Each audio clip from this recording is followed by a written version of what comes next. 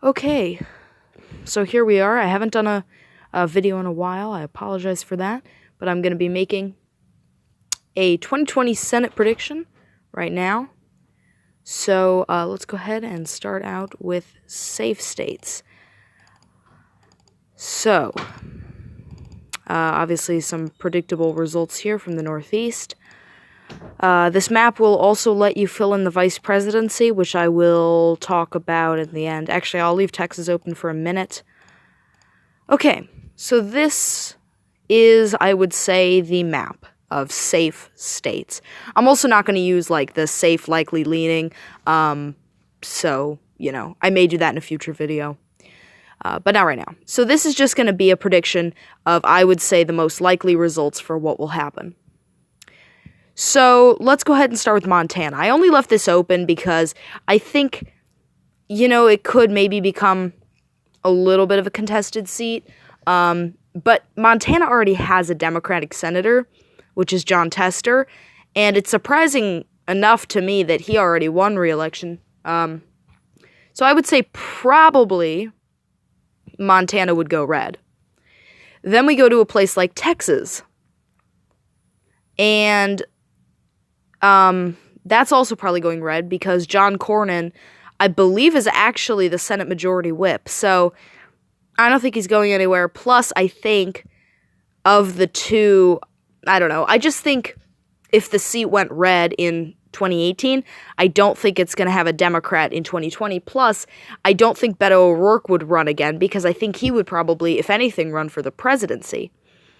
So, and I don't know of another candidate. I'm sure there's someone out there, but at this point, I don't know of another candidate who's, you know, young and progressive and inspiring in the way that he was. But even if there is someone, I still just don't think, I don't really see that happening in Texas.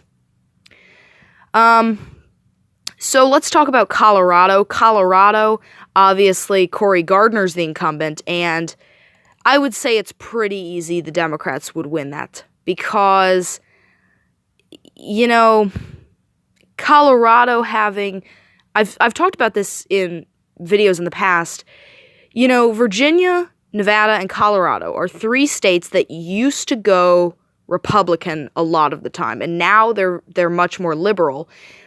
And Virginia already had two Democrats. Nevada, Jackie Rosen flipped Dean Heller's seat in 2018, and now they have two Democrats. So Colorado, I think, is the last of the three. I think in 2020, they're going to have their second Democrat. So I think Cory Gardner is going to be done. Arizona, you know, this is another one of those seats where it kind of comes down to the other senator. I don't think it would be too far-fetched for that to be going blue, especially since that was John McCain's seat. But I also think since Kyrsten Sinema won, I just don't think it's that likely. At this point in time, I don't think it's likely. Alabama. I don't think Doug Jones will win re-election, as much as it pains me to say that. I think, you know, he won in a very special situation, obviously, in 2017, and I just don't think that's going to happen again. So, for that reason, I would say I do think Doug Jones will lose, and I don't think it matters that much who the nominee is. Oops, okay. Then, Maine. You know, Maine's interesting because I actually checked the polls a few days ago, and the most recent ones that I saw, I think I saw them on 538, it was showing that Suzanne Collins was already down 5 points in her approval rating, I think it was.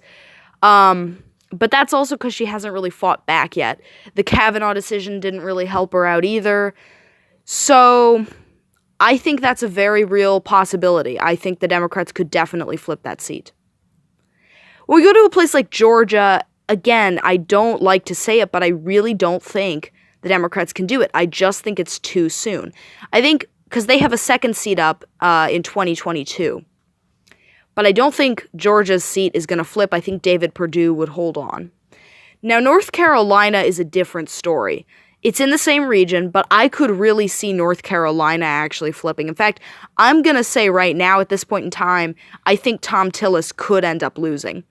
Plus, you have to understand that the Democratic governor at this the governor at this point in time is Democratic, so that could also play a role in it. I think Roy Cooper's up again in 2020. I don't know. I'll have to check on that. And then Iowa is the last seat. And this is the one where I have really no clue what to say about it, because I could see that Joni Ernst would win, but I could also see she would lose. I mean, Iowa is a fairly moderate state. Out of the last 5 elections, it's actually been Democratic, 3 of them. And, I think for a state that is that moderate, maybe they could send a Democrat. But at the same time, I think Trump won the state by, what was it? I think 9 points. I could be wrong, but I think it was 9 points. So, I don't know. I think, and I'm going to do a lot more of these predictions as we go on, I think ultimately that would go Republican, which does give Republicans control of the Senate and then the vice presidency. I don't really want to make a 2020 prediction, so for the sake of incumbency, I'll just say that goes red. That's not my official prediction or anything, but I'll just say that, and I will be making some more 2020 predictions soon. Over the weekend, I'm probably going to be making some videos about best case scenario for the Democrats in the Senate in 2020 and the Republicans. So, watch out for those videos. And that is pretty much it. So, I will see you next time.